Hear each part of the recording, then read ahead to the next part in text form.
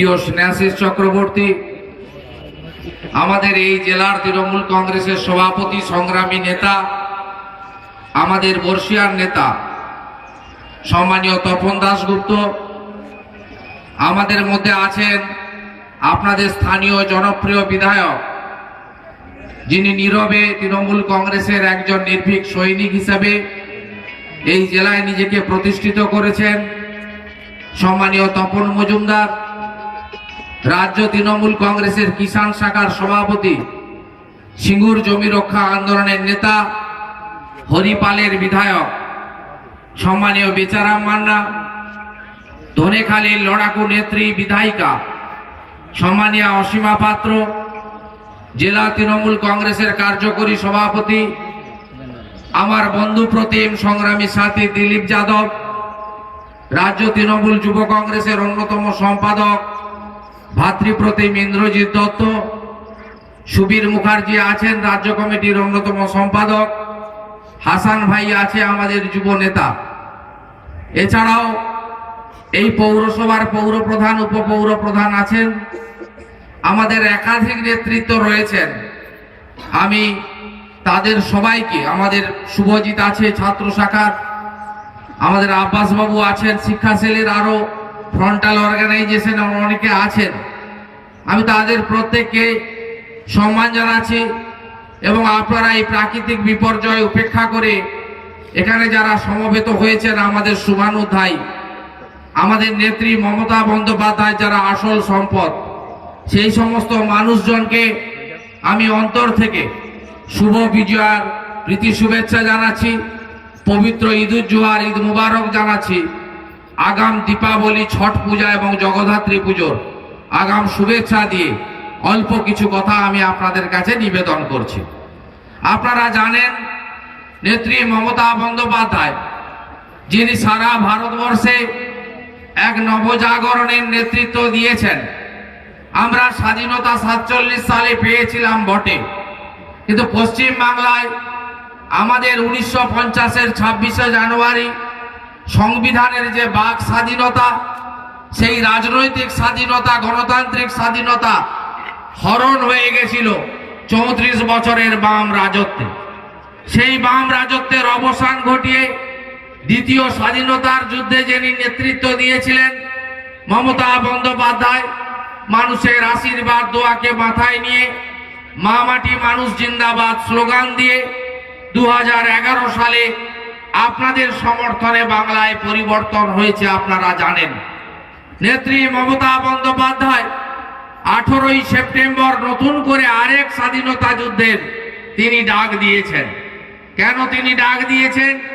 তার কারণ হচ্ছে যে ভারতবর্ষ জাতির জনক মহাত্মা গান্ধীর অহিংস আন্দোলন, জাতির জনক মহাত্মা গান্ধীর 21 দিন করে 3 বার অনশন করার মধ্য দিয়ে নেতাজি সুভাষচন্দ্র বসুর আজাদ হিন্দ ফৌজ সরকার তৈরি করে করেঙ্গে ইয়ে মরেঙ্গে এই স্লোগানকে সামনে রেখে ইংরেজদের বিতাড়িত করেছিল, বিদেশি শক্তিকে সরিয়ে দিয়েছিল।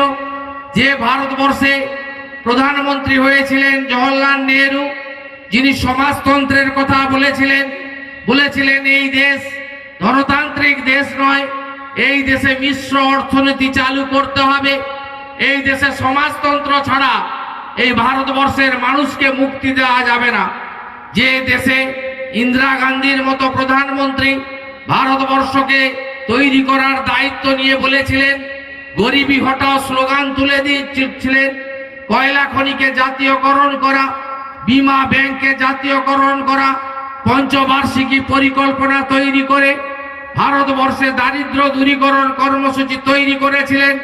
যে দেশে আমেরিকার কাছে আমরা মাথা নত করিনি, সেই দেশকে আবার পুনর্বার বিক্রি করে দেওয়ার জন্য IMF এর প্রাক্তন কর্মচারী ডক্টর মনমোহন সিং, ভারতবর্ষের প্রধানমন্ত্রী, তিনি এই দেশটাকে আমেরিকার কাছে বিক্রি করে দেওয়ার জন্য উদ্যোগ গ্রহণ করেছেন। তাই ভারতবর্ষের মাটিকে প্রণাম জানিয়ে তৃণমূল কংগ্রেসের নেত্রী সর্বাত্মক আন্দোলনের ডাক দিয়েছেন। সেই আন্দোলনের অঙ্গ হিসেবে আমরা গোটা রাজ্য জুড়ে আন্দোলন করছি, সভা সমিতি করছি। কেন আমরা লোভনীয় রেল দপ্তর ছেড়ে দিয়ে, কেন আমাদের 6 জন মন্ত্রী মন্ত্রক ছেড়ে দিয়ে আবার মানুষের দুয়ারে হাজির হয়েছেন?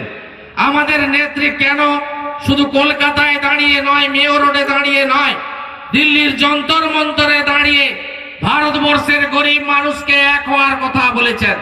তার কারণ হলো স্বাধীনতার 6 দশক পরেও আমাদের দেশে যদি 100 টাকা পুঁজি থাকে, তার 98 ভাগ পুঁজি 2% মানুষের হাতে। আর আপনারা আমরা যারা 98 ভাগ মানুষ আছি, আমাদের হাতে আছে মাত্র 2% পুঁজি। আমার কথা নয়, এই ডক্টর মনমোহন সিং এর 2 জন কমিশন তারা করেছিলেন, একটা তেন্ডুলকার কমিশন আর একটা ডক্টর অর্জুন সেনগুপ্ত কমিশন। সেই কমিশনকে বলা হয়েছিল ভারতবর্ষের মানুষ কেমন আছে, তাদের অর্থনৈতিক অবস্থা কেমন, তোমরা গোটা ভারতবর্ষটা ঘুরে সমীক্ষা করে আমাদের কাছে রিপোর্ট দাও। কি রিপোর্ট আমরা পেলাম? সেই অর্থনৈতিক সমীক্ষায় আমরা রিপোর্ট পেলাম ভারতবর্ষের 50 ভাগ মানুষ তারা প্রতিদিন মাত্র 20 টাকা করে রোজগার করে। এই দেশ দারিদ্র্যের সঙ্গে লড়ছে। এই দেশে দারিদ্র একটা ব্যাধি। গ্রামে যদি আমি যাই, খানাকুলের প্রত্যন্ত গ্রামে, গোঘাটের প্রত্যন্ত গ্রামে, ধনেখালির কোনো আদিবাসী পাড়াতে, সেখানকার মানুষ আমাদের কাছে চাকরি চাইবে না, পাকা বাড়ি চাইবে না, বলবে আমার নাম বিপিএল তালিকায় তুলে দিন, তাহলে অন্তর্দয় অন্নপূর্ণা যোজনায় 2 টাকা কেজি করে গম, 3 টাকা কেজি করে চাল পাবো, রেশনে কেরোসিন তেল পাবো, তাহলে আমার বাবা, বৃদ্ধ বাবা বার্ধক্য ভাতাটা পাবে, আমি বিনা পয়সায় রাজীব গান্ধী গ্রামীণ বৈদ্যুতিকরণ কর্মসূচিতে বিদ্যুতের সুযোগটা পাবো। এই হচ্ছে ভারতবর্ষের আসল চরিত্র। সেই ভারতবর্ষে বেকারত্ব নিয়ে কোনো স্লোগান নেই, দারিদ্র দূরীকরণের কোনো স্লোগান নেই। কোটি কোটি খুচরো ব্যবসায়ীর পেটে লাথি মেরে এফডিআই কে খুচরো ব্যবসায় আনার উদ্যোগ গ্রহণ করা হয়েছে। বিমাকে বেসরকারীকরণ, পেনশনকে বেসরকারীকরণ করার মধ্য দিয়ে যে ভারতবর্ষের গরিবের বিরুদ্ধে, নিম্নবিত্ত মধ্যবিত্তর বিরুদ্ধে যে কংগ্রেস সরকার যুদ্ধ ঘোষণা করেছে, তার বিরুদ্ধে সর্বাত্মক লড়াই করার জন্য আমরা আবার জনতার দরবারে হাজির হয়েছি, গণ আদালতে হাজির হয়েছি। আপনারা আমাদের সঙ্গে থাকুন। আপনারা দেখলেন কি রান্নাঘরে হাত দিয়েছে এরা। এলপিজি গ্যাসের সিলিন্ডার 6টার বেশি ব্যবহার করতে গেলে এখন 950 টাকা হয়ে গেছে, এরপরে 1000 টাকা হবে। 6টার বেশি সিলিন্ডার ব্যবহার করতে গেলে ভর্তুকি সরকার দিতে পারবে না। কি সুন্দর ব্যবস্থা! রতন টাটা 56,000 কোটির মালিক, মুকেশ আম্বানি 75,000 কোটির মালিক, তিনি 6টা গ্যাস সাবসিডিতে পাবেন, আর আপনি 12,000 14,000 টাকা বেতন পান। 4র্থ শ্রেণীর কর্মচারী বা একটা খুচরো দোকান আছে ব্যবসায়ী, আপনি মাসে 10,000 12,000 টাকা রোজগার করেন। অথবা গ্রামে থাকা কোনো কৃষক যার মাসে হয়তো 7,000 8,000 টাকা রোজগার, তিনিও 6টা গ্যাস সিলিন্ডার ভর্তুকিতে পাবেন। এটা মেনে নেওয়া যায় না, এটা মেনে নেওয়া যায় না। 2 বছরে 17 টাকা ডিজেলের দাম বাড়িয়েছে, 5 টাকা ডিজেলের দাম বাড়িয়েছে। এর প্রতিবাদ করবেন না? বাজারে গেলে অগ্নি মূল্য, আপনার সমস্ত ব্যবহারিক জীবনে নিত্য প্রয়োজনীয় সামগ্রীতে আজকে আগুন লেগে গেছে। আজকে বেকার যুবকদের কর্মসংস্থানের কোনো পরিকল্পনা কেন্দ্রের সরকারের নেই। এই রাজ্যে যে অর্থনৈতিক দুরবস্থা, তার জন্য মমতা ব্যানার্জি দায়ী নয়। 2,08,000 কোটি টাকা ঋণের বোঝা চাপিয়ে গেছে আগের বাম সরকার। বেহাল এই রাজ্যের অর্থনীতি। যখন এফআরবিএম আইন চালু হলো 2005 সালে, ভারতবর্ষের সমস্ত রাজ্য সেই আইন মেনে নিল। পশ্চিমবঙ্গ আর সিকিম সেই আইন কার্যকর করলো না। আর আমাদের কংগ্রেসের কেন্দ্রের সরকার, তারা ইউপিএ 1 62 জন বাম এমপির সমর্থনে সরকার ছিল, তারা এই বাগের বাম সরকারকে মদত দিয়ে কার্যত এই রাজ্যটাকে অর্থনৈতিকভাবে দেউলিয়া করে দিলেন। আজকে এই জায়গায় দাঁড়িয়ে আপনাদেরকে প্রতিবাদ করতে হবে। প্রধানমন্ত্রী কি বললেন যখন যন্তর মন্তরে দাঁড়িয়ে নেত্রী প্রতিবাদ করার কথা বললেন? নেত্রী যখন বললেন, তারপরে প্রধানমন্ত্রীর মুখ দেখা গেল দূরদর্শনে, দেখা গেল টিভিতে, দেখা গেল বেতারে। কি বললেন তিনি? তিনি বললেন যে 2 লক্ষ কোটি টাকা বছরে সাবসিডি দিতে হয়, আমরা সাবসিডি দিতে পারবো না। প্রশ্ন করুন তো, আমেরিকা যদি সুইজারল্যান্ড থেকে কালো টাকা ফিরিয়ে আনতে পারে, ফ্রান্স যদি ফিরিয়ে আনতে পারে, ব্রিটেন যদি ফিরিয়ে আনতে পারে, জার্মানি যদি ফিরিয়ে আনতে পারে, ভারত সরকার পারবে না কেন?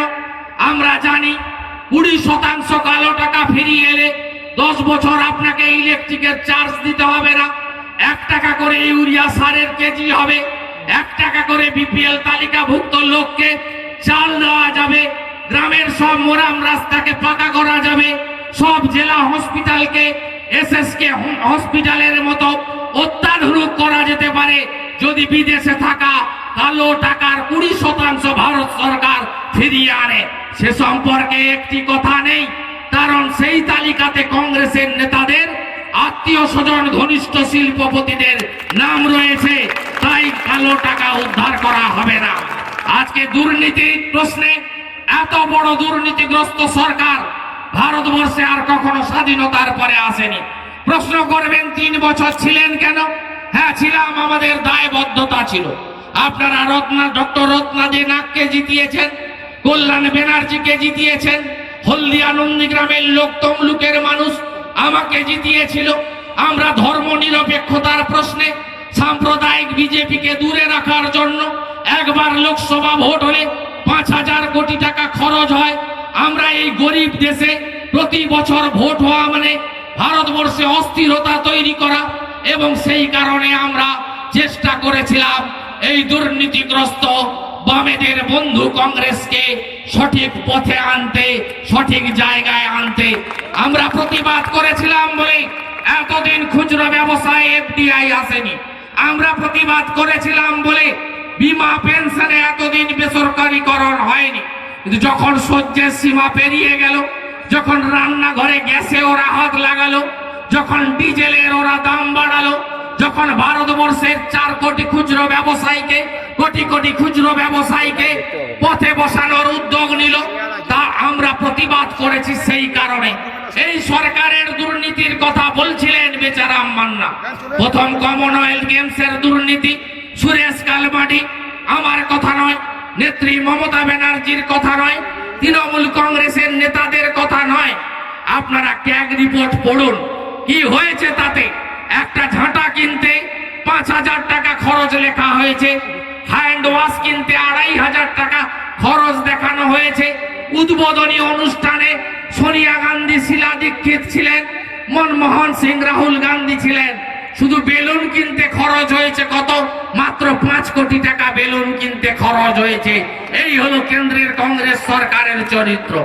1,80,000 কোটি টাকায় স্পেকট্রাম কেলেঙ্কারি ওদের মন্ত্রী জেল খেটেছে, করুণানিধির মেয়ে জেল খেটেছে কানি মাঝি। এই সরকার দুর্নীতিগ্রস্ত সরকার। তারপরে কি হলো? কোলগেট কেলেঙ্কারি 1,75,000 কোটি। শ্রীপ্রকাশ জয়সওয়াল চুরি করলেন, আর সঙ্গে নিলেন কাকে? সদ্য অপসারিত কেন্দ্রের কংগ্রেসের মন্ত্রী সুবোধ কান্ত সহায়। তার ভাইয়ের নামে তাকে কয়লা খনি দিয়ে দেওয়া হলো। 3 টাকা করে বেশি দামে তিনি এনটিপিসি কে, ভেলকে, সেলকে সেই সরকারি কয়লা বিক্রি করে 1,80,000 কোটি টাকা লোপাট করে দিলেন। এই হলো কেন্দ্রের কংগ্রেস সরকারের চরিত্র। আমরা তার প্রতিবাদ করেছি। আমরা চাই আপনারা আমাদের সঙ্গে থাকুন। একদিকে সিপিএম আছে, সিপিএম কি করেছে আর নতুন করে বলার অপেক্ষা নেই। সিপিএম কি করেছে এই বাংলায় 34 বছরে আপনাদের জানা আছে। আজকে গরিবের পেটে লাথি মারলে, রান্নাঘরে এলপিজি গ্যাসের সিলিন্ডারে আগুন লাগিয়ে দিলে কি হতে পারে কংগ্রেস কিছুটা বুঝতে পারছে। উত্তরাখণ্ডে একটা লোকসভার ভোট হয়েছিল, ওদের মুখ্যমন্ত্রী বিজয় বহুগুণা ছেড়ে দেওয়া আসন, মুখ্যমন্ত্রী ছেড়ে দেওয়া আসন, বুঝতে পারছেন? তার ছেলে হাত চিহ্নে প্রার্থী।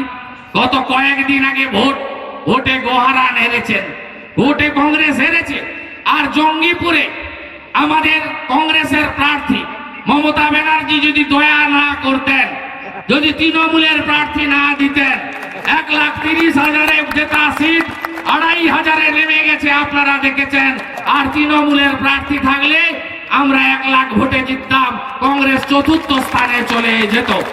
তাই এই জনবিরোধী সিদ্ধান্ত নিলে কি প্রতিক্রিয়া হয় কংগ্রেস কিছুটা বুঝতে পেরেছে এই দুটি লোকসভা কেন্দ্রের উপনির্বাচনে।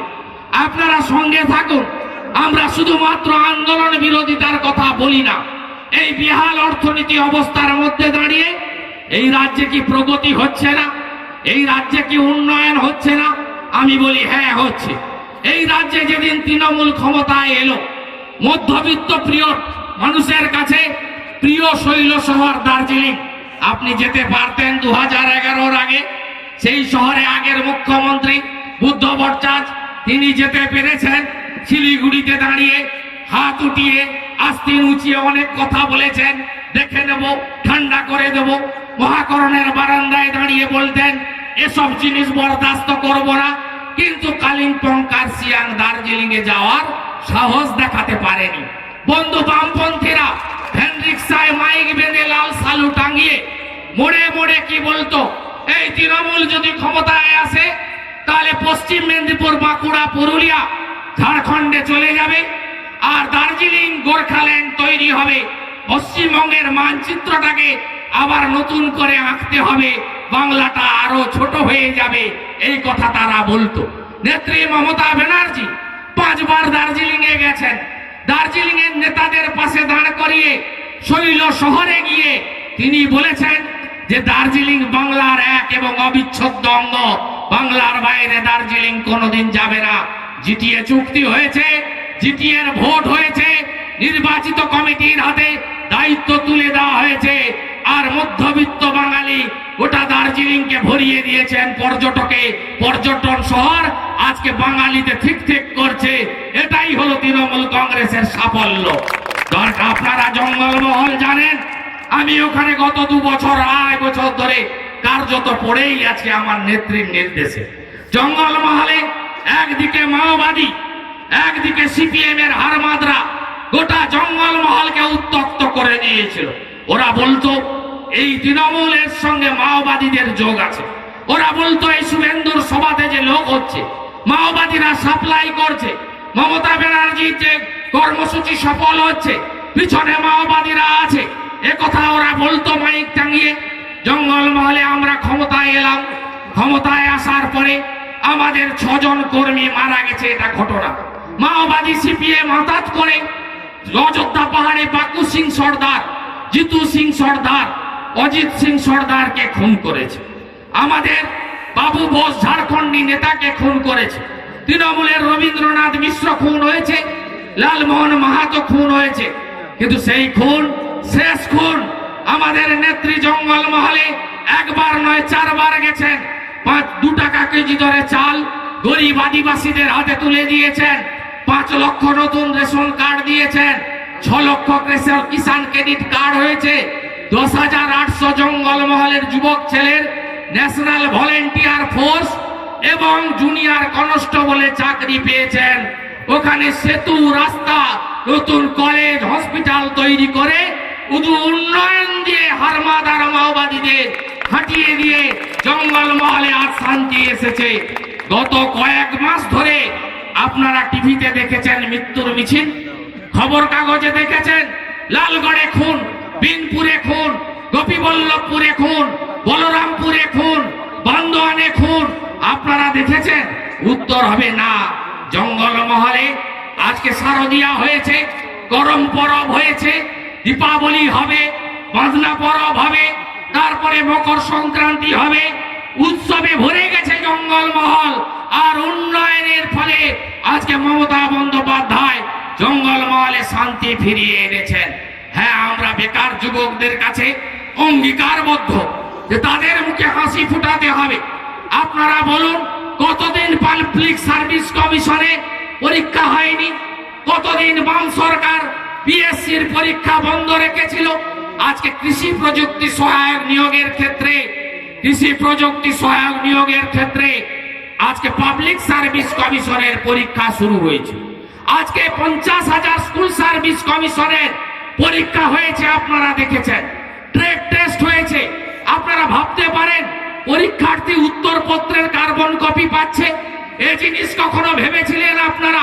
স্বচ্ছতা দিয়ে নিয়োগ করার প্রশ্নে আজকে আমাদের সরকার অঙ্গীকারবদ্ধ 54,000 প্রাইমারি শিক্ষকের নিয়োগ হবে। 23 ডিসেম্বর পরীক্ষা হবে, প্রাইমারি কাউন্সিল ঘোষণা করেছে এই পরীক্ষা হবে। আজকে আমরা বেকার যুবকদের প্রতি দায়বদ্ধ বলেই 37 বছর চাকরির ঊর্ধ্বসীমা ছিল, এখন কত? উত্তর হবে 40। ওবিসি আর ফিজিক্যালি হ্যান্ডিক্যাপদের ক্ষেত্রে কত? উত্তর হবে 43। এসসি এসটির ক্ষেত্রে কত? উত্তর হবে 45। আগে কত ছিল? আগে ছিল সাধারণের 37, আগে ছিল ওবিসি আর প্রতিবন্ধীদের ক্ষেত্রে 40, আর এসটি এবং এসসির ক্ষেত্রে ছিল 42। আমাদের সরকার মুখ্যমন্ত্রী 3 বছর বাড়িয়ে দিয়েছেন। আগে কি দেখতেন? হোচিমিন, মাও সেতুং, কাকা বাবু, মার্শাল লেনিনের জন্মদিন হলেই সাজো সাজো রব পড়ে যেত।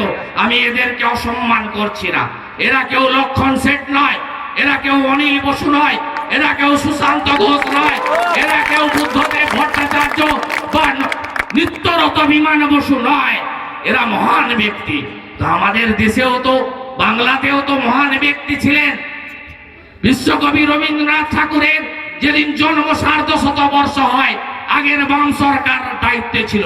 কোথাও দেখেছেন যে এই বাংলাতে রবীন্দ্রনাথকে নিয়ে সরকারি উদ্যোগ হয়েছে, রবীন্দ্রময় বাংলা হয়েছে? আমাদের সরকার আসার পরে তিরোধান দিবসে জন্ম 150 পালন হয়েছে গোটা বাংলা জুড়ে, এবং গোটা বাংলাকে রবীন্দ্রময় করে দিয়েছে আমাদের সরকার। বিশ্ব মহামানব স্বামী বিবেকানন্দের জন্মদিন গোটা পশ্চিমবঙ্গ জুড়ে বিবেক মেলা আয়োজন করা, বিবেকানন্দের উপরে নতুন সমাজকে, নতুন যুবকদেরকে যুক্ত করার ক্ষেত্রে এই সরকার দায়িত্ব নিয়ে কাজ করেছে।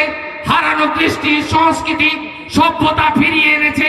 For the party, by the party, of the party ব্যবস্থা পরিবর্তন করে for the people, of the people, by the people ব্যবস্থা আমাদের সরকার চালু করেছে। কিন্তু এত করেও শান্তি নাই। কি দেখছেন সন্ধ্যাবেলা? সন্ধ্যাবেলা পক্ষ প্রতিপক্ষ, বিপক্ষ, দুটি চ্যানেল, একটি হচ্ছে মামা আর একটি হচ্ছে ভাগনা।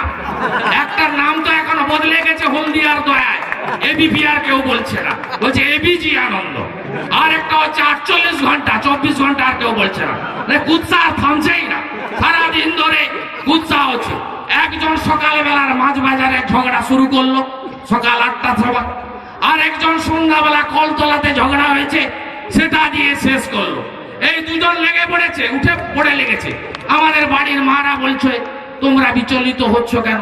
আমরা তো ওগুলো দেখি না, আমরা টিভি সিরিয়াল দেখি। আমাদের ভাইপোরা, ছোট ছোট বাচ্চারা বলছে আমরা পড়ি, ওই সময় না পড়লে পড়া শেষ হয়ে গেলে আমরা পোগো দেখি, আমরা ওগুলো দেখি না, এই কথা বলছে। আর যুবকদের কথাটা ছেড়ে দিই, তারা ওসব দেখে না। কারা গিয়ে বসছেন? একজন নির্বেদ রায়, 2001 থেকে 6 তমলুকের এমএলএ ছিল। মমতাদি দয়া করেছিলেন, স্কুলের ভোটে দাঁড়ালে জিততে পারবে না। দুপুর বেলা ভাত ঘুমটুম দিয়ে, রঙিন পাঞ্জাবি গায়ে লাগিয়ে, পাউডার মেখে, চুলটা ভালো করে আঁচড়ে, সেন্টেন লাগিয়ে তিনি বসে পড়ছেন ওখানে। স্কুলের ভোটে যিনি জিততে পারেন না, তিনি জ্ঞান দিচ্ছেন। শুনতে হবে বাংলার মানুষকে। কে বলছেন? ভারতবর্ষের রেলের রাষ্ট্রমন্ত্রী হয়েছেন হঠাৎ করে, ভাবছেন বিরাট কিছু পেয়ে গেছে, রিপ্লেস লয়ার, ভাবছেন বিরাট কিছু হয়ে গেছে। তিনি কে? তিনি স্কুলের গন্ডি পেরননি, ভারতবর্ষের রেলের রাষ্ট্রমন্ত্রী হয়েছেন, 1 বছর জেলে ছিলেন। তিনি জ্ঞানের কথা বলছেন, তিনি ভালো ভালো কথা বলছেন। আরেকজনকে, যার বিরুদ্ধে বিমান বন্দ্যোপাধ্যায় নাট্যকর্মী, রহস্য উদাও, খুঁজে পাওয়া যাচ্ছে না। বিমান বাবুর মা মুখ্যমন্ত্রীকে আবেদন করেছেন যে আমার ছেলেকে খুঁজে দিতে হবে। আপনার সরকার যদি কল্লোল সুরের ব্যাপারে কমিশন বসায়, আপনার সরকার যদি নন্দীগ্রামের ব্যাপারে কমিশন বসায়, 21শে জুলাইয়ের ব্যাপারে কমিশন বসিয়ে দোষীদের ধরতে পারে, তাহলে আমার ছেলে কোথায় গেছে, বেঁচে আছে না মারা গেছে, যদি মারা গিয়ে থাকে আমার বিমানকে কে মেরেছে, আপনার সরকারকে বলতে হবে। সেই অভিযোগে যিনি অভিযুক্তা, তিনি বড় বড় কথাবার্তা বলছেন, শুনতে হবে বাংলার মানুষকে।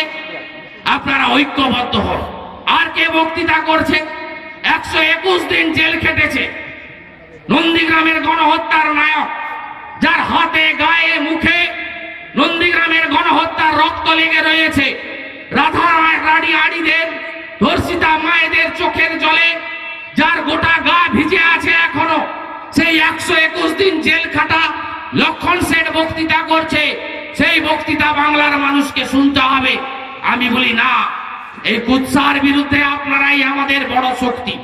এই যে যারা বসে আছে, যারা কুৎসা করছে, সিপিএম কে অক্সিজেন দিচ্ছে, যারা কংগ্রেসকে সামনে এনে আবার সিপিএম বিরোধী ভোটকে ভাগ করার জন্য ষড়যন্ত্র করছে, এই লোকগুলোর বিরুদ্ধে আপনাদেরকে ঐক্যবদ্ধ হতে হবে। আমি হরিপালের সভাতে গেছিলাম কিছুদিন আগে, বেচাদা বলছিল যে দার্জিলিং এর শান্তি ওরা চোখে দেখতে পাচ্ছে না, জঙ্গলমহলের শান্তি ওরা দেখতে পাচ্ছে না, 10,000 মাদ্রাসা অনুমোদন ওরা দেখতে পাচ্ছে না, 50,000 শিক্ষক নিয়োগ ওরা দেখতে পাচ্ছে না, ওটা রাজ্যে উন্নয়ন ওরা দেখতে পাচ্ছে না। নেত্রী মমতা ব্যানার্জি কিভাবে দিন রাত্রি খেটে পরিশ্রম করছেন, মহাকরণকে জেলায় জেলায় তুলে নিয়ে যাচ্ছেন, এরা দেখতে পাচ্ছে না। বেচাদা বলছিলেন অনেক সময় রাস্তায় গেলে দেখবেন গাড়িগুলোর পিছনে লেখা থাকে দেখবি আর জ্বলবি লুচির মতো ফুলবি। এদের অবস্থাটা ঠিক তাই হয়েছে। এরা মমতা বন্দ্যোপাধ্যায়ের হিমালয় পর্বতের মতো যে জনপ্রিয়তা, সেই জনপ্রিয়তায় ভয় পেয়েছে। কারণ তৃণমূল তো আর বাংলার দল নয়, তৃণমূল বাংলা ছেড়ে বেরিয়ে পড়েছে। ঝাড়খণ্ডে এমপি আছে, রাজ্যসভার এমপি কেডি সিং, আসাম বিধানসভায় এমএলএ আছে, নাম তার প্রবীণ ডেকা।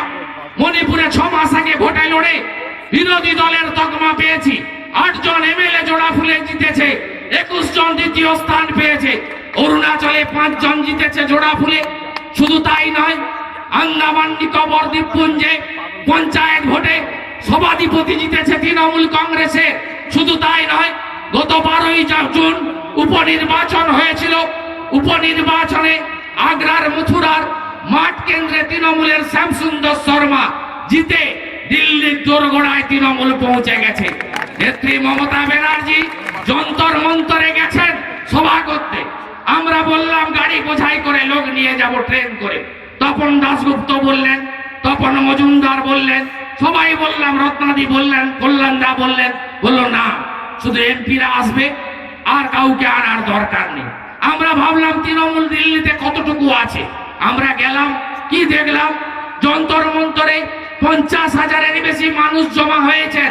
চণ্ডীগড়ের ব্যবসায়ীরা দোকান বন্ধ করে ব্যানার নিয়ে এসেছেন যে খুচরো ব্যবসায়ীদের জন্য লড়াই করার একজন নেত্রী আছেন, আমরা পেয়েছি, তার নাম মমতা ব্যানার্জি। হরিয়ানার জাট কৃষকরা এসেছেন যে কৃষকের বন্ধু যদি কেউ থাকে তিনি হলেন ইমানদার নেত্রী মমতা ব্যানার্জি, যার বিরুদ্ধে ওরা অনেক কথা বললেও দুর্নীতির একটা কথা এখনো পর্যন্ত বলতে পারেনি, ভবিষ্যতেও বলার সুযোগ পাবে না। আজকে সেই জায়গায় ভয় পেয়েছে, তাই কুৎসা প্রচার হচ্ছে। একটা ক্লিয়ারিং এজেন্ট, হ্যান্ডলিং এজেন্ট, তাকে নিয়ে কি কাণ্ড করছে দেখুন। 1 মাস ধরে সন্ধ্যাবেলা প্রতিপক্ষ বিপক্ষ, আমি বলি এগুলোকে আমরা ভয় পাই না। আমি যখন প্রথম হরিপুর পরমাণু বিদ্যুৎ কেন্দ্রের বিরুদ্ধে লড়েছিলাম, এই এবিজি আনন্দ, এবিপি আনন্দ, তারা পিছনে লেগেছিল। এই হাউস হচ্ছে পুঁজিপতিদের দালাল, এরা বৃহৎ পুঁজিপতিদের দালাল। ওরা দেখালো কয়েকজনকে, লেখা আছে সাংসদ খাবো কি, সিপিএম এর লোকদের সাজিয়ে 18-20 জনকে দিয়ে যুক্তি করে দেখালো। আমি কয়েকদিন আগে একটি সভাতে বলছিলাম, শ্রমিকরা কি খায় সেটা সাংসদ বলে দিতে পারবে, কিন্তু অভিক সরকার কি খায় সেটা আমি বলতে পারবো না। তার কারণ এত কষ্টলি খাওয়ার, সে খাওয়ার আমাদের খাওয়ার কেনা যাবে না, সে ক্ষমতা আমার শ্রমিক কৃষকের নেই। আজকে এই জায়গায় দাঁড়িয়ে আপনাদের আরেকবার নতুন করে সিঙ্গুরে যেমন 2 হাত তুলে নেত্রীকে সমর্থন করেছেন, নন্দীগ্রামে যেমন বাড়ি থেকে বেরিয়ে এসে আপনারা আন্দোলনকে শক্তিশালী করেছেন, জঙ্গলমহলে নিতাই গ্রামের গণহত্যার বিরুদ্ধে যেমন গোটা রাজ্য জুড়ে আপনারা প্রতিবাদ সংগঠিত করেছিলেন, এই কুৎসার বিরুদ্ধে, এই চক্রান্তের বিরুদ্ধে, আর গরিব মানুষের উপরে, নিম্নবিত্ত মধ্যবিত্তর উপরে, খুচরো ব্যবসায়ের উপরে যুদ্ধ ঘোষণা করা ডক্টর মনমোহন সিং এর সরকারের বিরুদ্ধে সর্বাত্মক লড়াইতে আপনারা আমাদের সাহায্য করুন।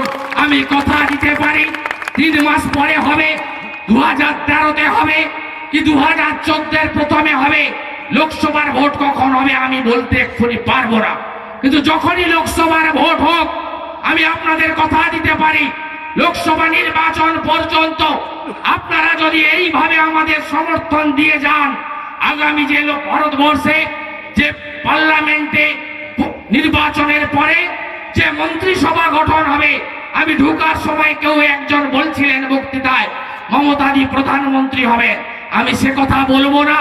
আমি বলবো দায়িত্ব নিয়ে আপনাদের কাছে গণ আন্দোলন করার সুবাদে আপনাদের আশীর্বাদ দোয়া নিয়ে লক্ষণ শেঠকে 1,73,000 ভোটে নন্দীগ্রামে হারিয়ে দেওয়ার পরে আমার যে অভিজ্ঞতা, সেই অভিজ্ঞতার নিরিখে আমি বলতে পারি আগামী কেন্দ্রীয় মন্ত্রিসভার নিয়ন্ত্রক হবে মমতা ব্যানার্জি, তৃণমূল কংগ্রেস।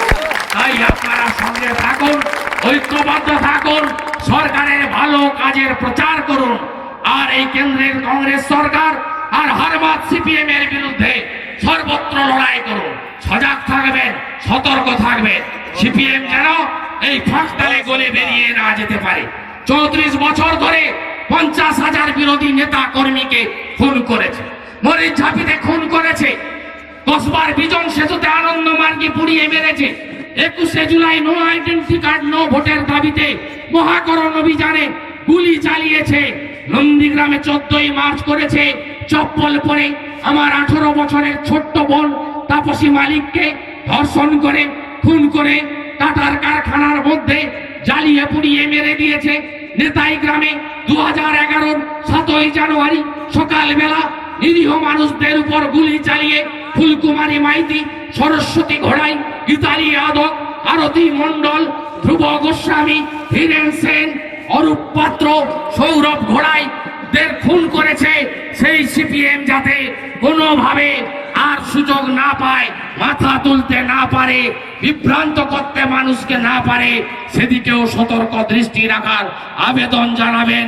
এবং আগামী পঞ্চায়েত নির্বাচনকে হুগলি জেলা মমতাময় করবেন, ঘাসফুল ফোটাবেন। গত বিধানসভা নির্বাচনে এই জেলাতে 3টি আসন ছাড়া, 2টি আসন ছাড়া, পান্ডুয়া এবং গোঘাট ছাড়া সব আসন আমাদের আপনারা তুলে দিয়েছেন। আমরা কৃতজ্ঞ, আপনাদেরকে আমরা প্রণাম জানাই, আপনাদেরকে আমরা কৃতজ্ঞতা জ্ঞাপন করি। আগামী দিনে একইভাবে গ্রামের সরকার, পঞ্চায়েত আমাদের হাতে তুলে দিয়ে এই জেলার সার্বিক উন্নয়ন আমাদের হাত দিয়ে করবেন। নেত্রীর প্রতি আস্থা রাখবেন, তৃণমূল কংগ্রেসকে সমর্থন করবেন। এই কথা বলি আপনাদের সবাইকে আরেকবার প্রাক দীপাবলি এবং হুগলির জগদ্ধাত্রী পুজো ভারত বিখ্যাত, তার আগাম আপনাদের প্রীতি জ্ঞাপন করে আগামী 20 তারিখে আরামবাগে আবার এই ধরনের জনসভায় আমার নেতাদের সঙ্গে দেখা হবে, এই আশা রেখে আমি আমার কথা শেষ